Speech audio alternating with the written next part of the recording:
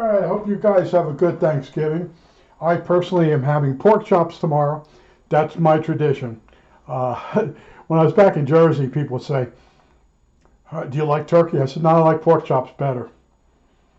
I said, turkey can be really dry. You know, the dressing that goes with it, or you call it stuffing, some of that's pretty good. But I was never a big person for like sweet potatoes or anything like that. So I would rather have pork chops. So I went out and I bought myself some pork chops for tomorrow.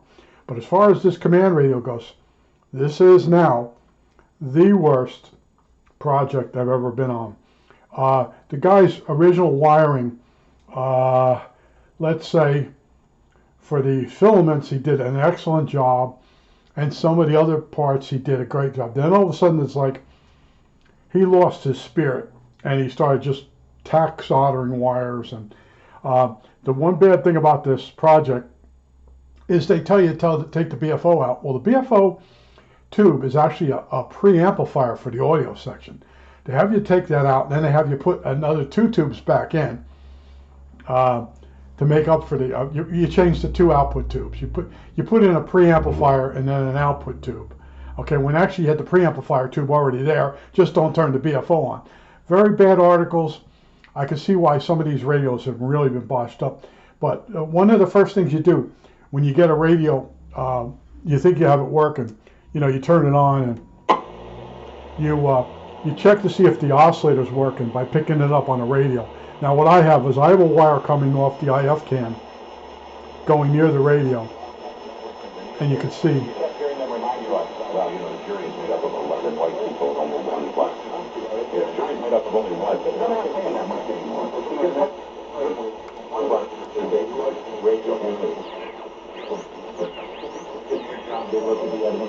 Not the greatest way, but in other words,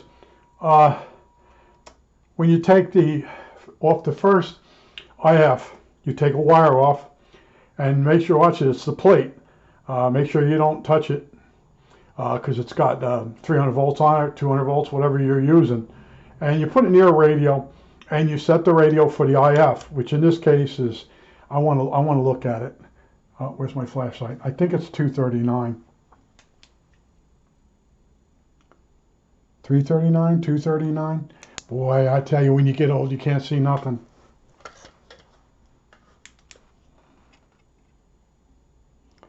Looks like 239 kilohertz, or kilocycles, okay?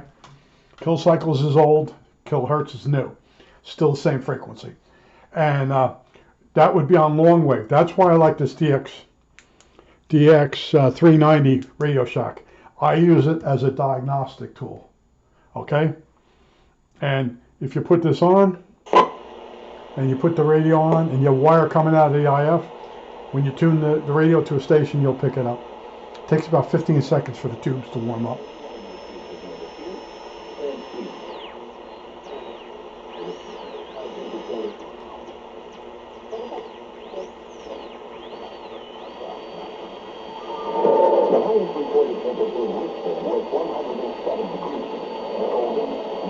Okay, so I know at least half the radio is now working.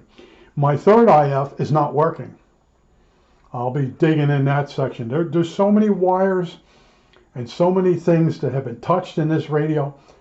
It boggles my mind. And what I'm going to do now is, now that I know the third IF is not working right, I'll troubleshoot that. But what my original plan was, if the IF had worked, first, second, and third, I would work from the speaker in through the output transformer back to the original output tube and wired that up, and then work from there. But without a BFO coil in there, you don't have the biasing for the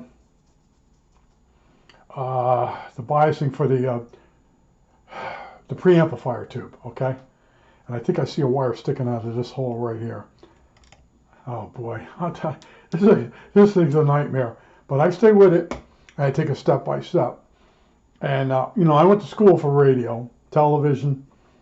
What else did they teach us? They did teach us the beginning of computers, logic gates, industrial electronics, and I had all that stuff. And then through the company at TRW, I went to school for computers for it would be banking computer systems, and learned how to set up a complete system. Well, anyway, this is one of my strong parts is radios, because I told you I used to pick them out of the garbage.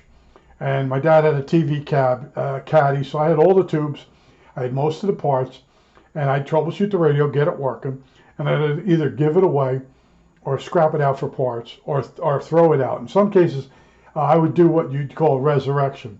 Just get it to work, pull the tubes, put it in the tube box, because I had besides the caddy, we had this big box of tubes. Pull the tubes out, take the electrolytic capacitor out, if it was the type that's mounted with one screw and it's got 3 wires off it. Let's see, 1, 2, yeah, 3 wires. And I'd take that and save that. I'd save the speaker with the transformer on the back. And I think that was about it that I would save. Most of the time when you get a radio out of the garbage, the cabinet was always cracked really bad. Speaker was always damaged. The volume control was always bad. People, when they threw a radio out in my neighborhood, it basically gave up the ghost. You could get it working, but it was a cheap radio to start with. It was nothing as good as this. You'd never find something like this in my neighborhood in the garbage. I did find some big console shortwave radios. On the way to school, I would see them and just oogle over them, because there was no way for me to get it back home and be on time for school. Now, some of the radios in the garbage, the ones that had leather cases, a little bit better, nicer ones, I'd bring them into the office, and I'd tell the secretary there, and I'd put it off the side, and she'd start complaining right away because it smelled like mildew. And at the end of the day, she'd start her, I don't want you bringing any more stuff out of the garbage and bring it in here. I still do it. And then later years, I did my bowling ball. You had to go, you couldn't fit it in the locker. It didn't fit in the locker, so you'd bring your bowling ball into the office and put it behind in one spot. And then after school, you have to go in, pick it up, and carry it to the bowling lanes. It was a nightmare for me. Other kids had the parents, they had cars, they drove them. I had to do all the walking. But I just want to tell you, I got this 50% tested and working. And the third IF, it could be a bad coil. I have to check the coil out. And then I don't think it's the tube. And then I'll try again. And then go in there with an ohm meter or a voltage check and see what the hell's going on. But it's terrible. Once you get really on a radio and you're going step by step, you're like, what's this wire for? What was he doing? What was he doing with this? What the? And I went looking for all the articles. And the other radio I got that I showed you, that one's similar windings. So there is an article I didn't find. And maybe it was an article that later on got redone and became one of those in the surplus radio conversion manuals. There's three of them. I found a fourth one that doesn't have this model in there, but yeah, they were turning these things into car radios and or AM high fidelity tuners. And you know, this one here it is a BC 946B. There is another model of this for the, let's just say this is the Army, and the other one's for the Navy, and it uses a different tube for the second IF. And it's just amazing working on this stuff. And you know, I shouldn't say nothing was damaged. There's stuff that was damaged really bad, but I have 3 radios to steal parts off of, and still this has been really hard, because when someone goes in and starts cutting wires and adding wires and tack soldering wires, you know, you're looking at it like, does that belong there? And these schematics are good, and they also have a pictorial manual, but these capacitors, these bathtub capacitors, let me light it up a little bit, it is kind of dark now. Those capacitors, they're in the way, you really can't see anything. So a lot of times you have to undo the screws and just to look, what pin numbers, and it gets to be taxing after a while. And but I have I now have that would be the choke, that's in place. The one large capacitor is back in. Originally he had them on the opposite side. He had them on the wrong side of the radio. I think he was making room for his capacitors for his power supply. But this thing This is a Bodge special, okay? Bodge. That's Shango's word that I picked up from him watching his videos. Sometimes a radio just isn't worth fixing. That's how bad it is. And that's what this is. But to stay busy, I'm staying with it, okay? And like I said, the next thing is to look at the third IF and figure out what the hell is going wrong with the third IF. So that, you know, the radio signal should come out of the third IF and over to the radio set for 239 kilohertz, okay? In the old days, old timers used to say kilocycles.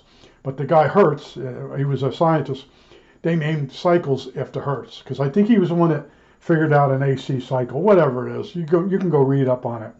But I think that's it. All right, that's it.